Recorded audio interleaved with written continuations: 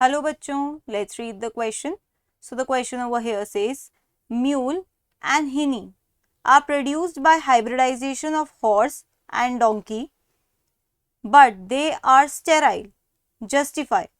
So students, in the question they are saying that if we mate horse and donkey, then what we will get is mule and hinny. Okay? तो बच्चों यहाँ पे कह रहे हैं कि ये जो म्यूल और हिनी हमें हॉर्स एंड डंकी के हाइब्रिडाइजेशन या मीटिंग से मिलता है, they are sterile, that is they are not able to reproduce. So इसे हम कैसे जस्टिफाई करेंगे? तो बच्चों यहाँ पे की कंसेप्ट क्या होगा? So the key concept over here would be that mule and hinny have odd number of chromosomes, odd number of chromosomes है इनके पास. कितने? That is 63 chromosomes which do not form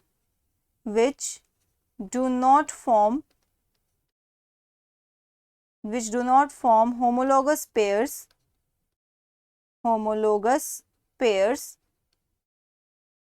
during meiosis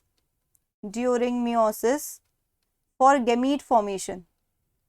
okay तो यहाँ हमने क्या लिखा हुआ है कि गेमीट फॉर्मेशन के लिए मियोसिस जरूरी है, और मियोसिस के लिए क्या जरूरी है? होमोलॉगस पेयर्स का बनना.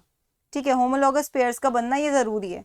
अब होमोलॉगस पेयर्स तभी बन पाएंगे जब आप कह सकते हो क्रोमोसोम पेयर्स में प्रेजेंट हो. अब 63 क्रोमोसोम क्या कभी पेयर्स में प्रेजेंट हो सकते हैं?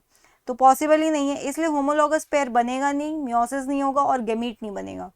दस दे आर स्टेराइल.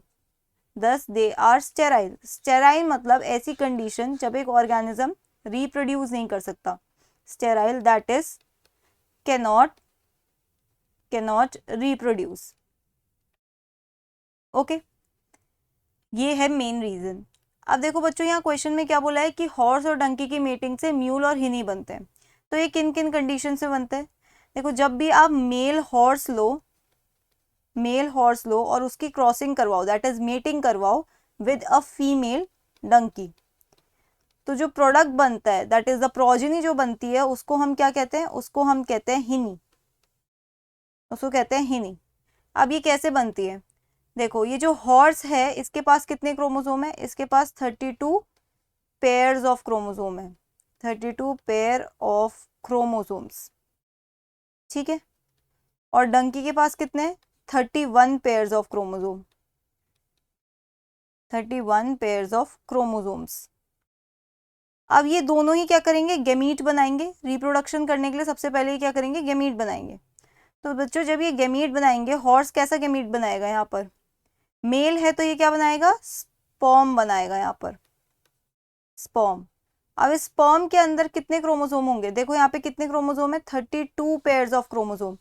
तो जब स्पर्म बनता है या कोई भी गेमीट बनता है तो मियोसिस होता है. ओके, और मियोसिस में क्रोमोसोम का नंबर हाफ हो जाता है, तो 32 पेयर्स की जगह यहाँ पे सिर्फ 32 क्रोमोसोम्स होंगे. और डंकी में कितने क्रोमोसोम्स होंगे? 31. लेकिन डंकी क्या बनाएगा? एग. अब ये जब स्पर्म और एग का फ्यूजन होगा तो क्या बनेगी? हिनी. अब देखो कितने क्रोमोसोम होंगे हिनी के अंदर? There will be 32 plus 31 that is 63 chromosomes. और 63 क्रोमोसोम्स वाला जो ऑर्गेनिज्म है वो कभी खुद से गेमीट नहीं बना पाएगा. जब वो गेमीट नहीं बना पाएगा तो वो कैसा होगा? स्टेराइल. मतलब वो आगे रिप्रोडक्शन कर ही नहीं सकता. ओके, नेक्स्ट स्टेट लेते हैं जब हम क्या लेंगे? मेल डंकी उसकी मेटिंग करवाएंगे विद फीमेल हॉर्स. ठीक है, फीमेल हॉर्स. अब ये जो मेल डंकी है इसके पास कितने क्रोमोसोम्स है? डंकी के पास 31 पेयर्स ऑफ क्रोमोसोम्स है. ओके, और हॉर्स के पास कितने क्रोमोसोम्स होते हैं? 32 pairs of chromosomes. 32 pairs of chromosomes. Okay, अब ये क्या करेंगे? गेमीट बनाते टाइम क्रोमोसोम्स का नंबर हाफ कर देंगे. गेमीट्स. देखो बच्चों, अब डंकी क्या बनाएगा इस केस में? Donkey would form sperm in this case, और इस पे सिर्फ 31 क्रोमोसोम्स होंगे. हॉर्स कितने कैसे टाइप का गैमीट बनाएगा? एग, क्योंकि इसमें वो फीमेल है और इसमें होंगे 32 क्रोमोसोम। देखो पेयर्स को मैंने नंबर में कर दिया, 31 पेयर्स नहीं 31, that is chromosome number half हो गया यहाँ पर। अब इन दोनों का फ्यूजन होगा और इन दोनों के फ्यूजन से क्या बनेगा? इन दोनों के फ्यूजन से बनेगा म्यूल। और म्यूल के पास भी देखो कितने क्रोमोसोम्स होंगे? 63 क्रोमोसोम्स। अब 63 क्रोमोसोम्स वाला ऑर्गेनिज्म अगेन गैमीट नहीं बना सकता and it will be sterile. ठीक है, कैन नॉट फॉर्म गैमीट,